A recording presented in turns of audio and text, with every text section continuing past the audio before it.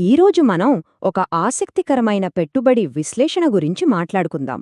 భారతదేశ మౌలిక సదుపాయాల రంగంలో ఒక కంపెనీ ఎలా ఎదుగుతోంది, దాని వెనుకున్న కథేంటి అనేది ఇప్పుడు చూద్దాం. ఇక్కడే అసలు విషయం మొదలవుతుంది. ఈ విశ్లేషణ ప్రకారం బొండాడా ఇంజనీరింగ్ అనే కంపెనీకి 2030 నాటికి 20 రెట్లు పెరిగే అవకాశముందట.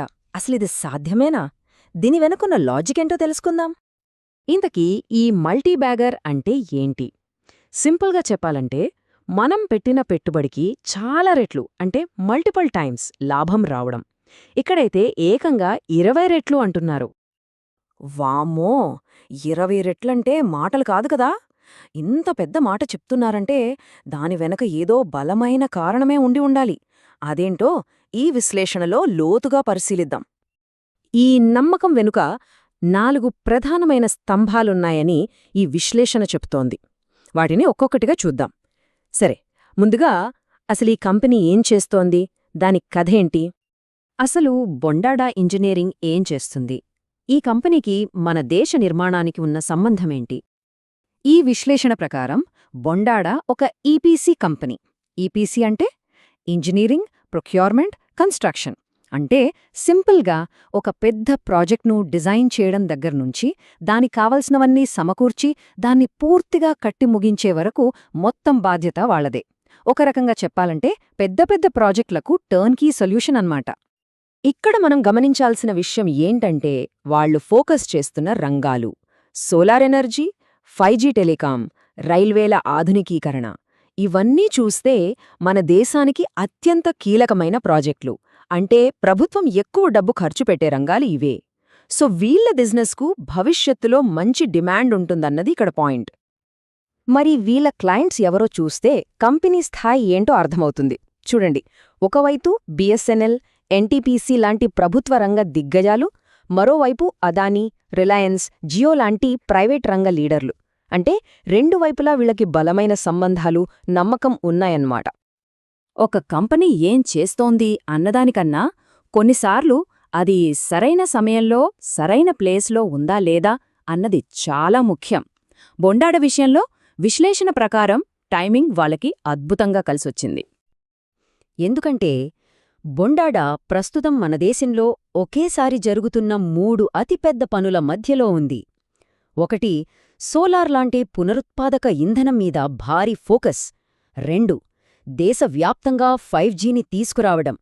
3, పవర్ గ్రిడ్ను స్థిరంగా ఉంచడానికి బ్యాటరీ స్టోరేజ్ సిస్టమ్స్. ఈ 3 రంగాల్లోనూ ఒకేసారి వేల కోట్లు పెట్టుబడులొస్తున్నాయి. ఆ అవకాశాన్ని ఈ కంపెనీ అందుకుంటోంది. ఈ అవకాశం కేవలం మన దేశానికి మాత్రమే పరిమితం కాలేదు. రీసెంట్గా అమెరికాలోని ఒక కంపెనీకి కూడా వీళ్లు ఎగుమతులు మొదలుపెట్టారు. ఇది చాలా పెద్ద విషయం.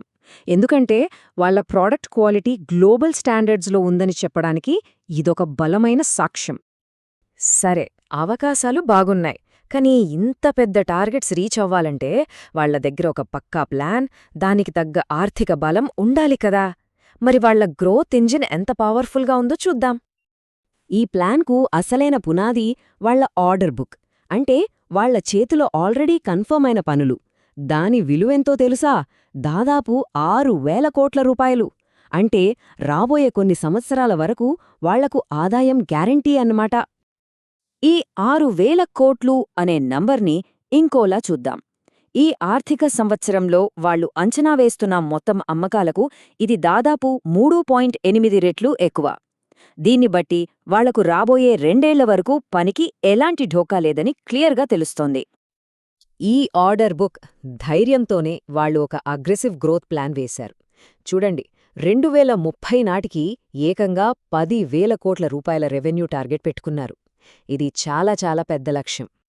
ఇంత పెద్ద లక్ష్యాలు చేరాలంటే దాన్ని నడిపించే నాయకత్వం చాలా కీలకం, ముఖ్యంగా ఇలాంటి చిన్న కంపెనీలకు. మరి ఈ కంపెనీని నడిపిస్తున్నది ఎవరు? ఈ విశ్లేషణ వాళ్లపై ఎందుకంత నమ్మకంగా ఉంది? విశ్లేషణ ప్రకారం కంపెనీ ఫౌండరుకు తన బిజినెస్ మీద అపారమైన నమ్మకముంది. దానికి కొన్ని ఉదాహరణలు కూడా ఇస్తున్నారు. 1, ఆయన పనులను అనుకున్న టైంకి పూర్తి చేయడంలో చాలా స్ట్రిక్ట్. 2, తనే స్వయంగా కంపెనీలో షేర్లు కొంటూ తన వాటాను పెంచుకుంటున్నాడు. 3, కంపెనీకి పెద్దగా అప్పులు లేకుండా జాగ్రత్త పడుతున్నాడు. ఇవన్నీ చూస్తే ఫౌండర్కు కంపెనీ భవిష్యత్తుపై ఎంత నమ్మకముందో తెలుస్తుంది. ఇది కేవలం వాళ్ళు చెప్పుకునే మాటలు కాదు, బయట సంస్థల్నుంచి కూడా మంచి గుర్తింపొస్తోంది. క్రిసిల్ అనే ప్రముఖ రేటింగ్ ఏజెన్సీ ఈ మధ్యే వీళ్ల రేటింగ్ను A/స్టేబుల్కు అప్గ్రేడ్ చేసింది. అంటే ఈ కంపెనీ ఆర్థికంగా చాలా బలంగా, స్థిరంగా ఉందని వాళ్లు కూడా సర్టిఫై చేసినట్టే. సరే, ఇవన్నీ పాజిటివ్స్. మరి రిస్క్ సంగతేంటి? ఏ పెట్టుబడిలో అయినా రిస్క్ ఉంటుంది కదా.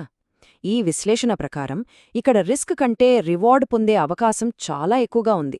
దాన్నే అసమాన పందెం అంటున్నారు. అదెలాగో చూద్దాం. ఈ చార్ట్ చాలా సింపుల్గా ఒక ముఖ్యమైన విషయాన్ని చూపిస్తోంది. అదే వాల్యుయేషన్. అంటే కంపెనీ షేర్ ధర ఎంత ఉంది అనేది. బొండాడ పీఈ రేషియో అంటే దాని సంపాదనతో పోలిస్తే దాని షేర్ ధర అదే రంగంలో ఉన్న ఇతర పెద్ద కంపెనీలతో పోలిస్తే చాలా తక్కువగా ఉంది. అంటే మంచి గ్రోత్ పొటెన్షియల్ ఉన్నా కూడా షేర్ ధర ఇంకా అందుబాటులోనే ఉందని ఈ విశ్లేషణ భావిస్తోంది. మరి భవిష్యత్తులో దీని విలువ పెరగడానికి కారణాలేంటి? 1. వాళ్లు అనుకున్న 10,000 కోట్ల రెవెన్యూ ప్లాన్ను విజయవంతంగా అమలు చేయడం. 2. బ్యాటరీ స్టోరేజ్ లాంటి కొత్త బిజినెస్లను పెంచడం. అలాగే డేటా సెంటర్లు, డిఫెన్స్ లాంటి కొత్త రంగాల్లోకి అడుగుపెట్టడం. ఇవన్నీ జరిగితే కంపెనీ విలువ మరింత పెరిగే అవకాశం ఉంది. అయితే నాణ్యానికి రెండో వైపు కూడా చూడాలి. రిస్కులు కూడా ఉన్నాయి. కంపెనీ వేగంగా ఎదుగుతున్నప్పుడు వాళ్లకి రావలసిన డబ్బులు టైంకి రాకపోవడం ఒక సమస్య కావచ్చు. అలాగే చేతిలో ఉన్న పెద్ద పెద్ద ఆర్డర్లను టైంకి అనుకున్న క్వాలిటీతో పూర్తి చేయడం కూడా ఒక పెద్ద సవాలే. కాబట్టి ఈ విశ్లేషణ ముగింపు ఏంటంటే, కొన్ని రిస్కులు ఉన్నప్పటికీ వాటిని జాగ్రత్తగా గమనిస్తూ ఉంటే ఇదొక అరుదైన అవకాశం అంటున్నారు. ఒక నిజాయితీగల, వేగంగా ఎదుగుతున్న చిన్న సైజ్ ఎల్ఎన్టీ లాంటి కంపెనీలో, అది కూడా ఒక కీలకమైన సమయంలో పెట్టుబడి పెట్టే ఛాన్స్ దొరుకుతోందని వాళ్ల వాదన. ఈ మొత్తం విశ్లేషణ మన ముందు ఒక ఆసక్తికరమైన కథను ఉంచుతోంది. ఒక చిన్న కంపెనీ దేశంలో వస్తున్న అతిపెద్ద మార్పుల మధ్యలో నిలబడి ఒక దిగ్గజంగా ఎలా మారగలదు అనేది. ఇది మనల్ని ఒకే ఒక ప్రశ్నతో వదిలేస్తోంది. ఒక కొత్త ఇన్ఫ్రాస్ట్రక్చర్ దిగ్గజం పుట్టుకను మనం కళ్లారా చూస్తున్నామా?